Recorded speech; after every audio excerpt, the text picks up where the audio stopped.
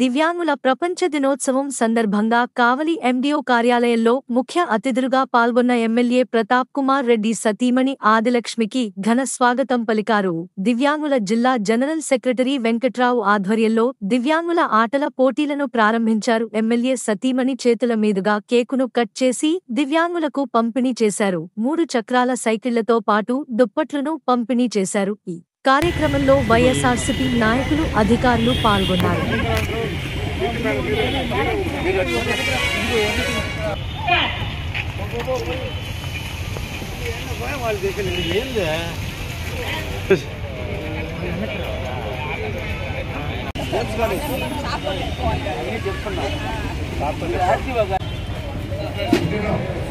ఆలోచన ముందుగా రాష్ట్ర వ్యాప్తంగా మేడం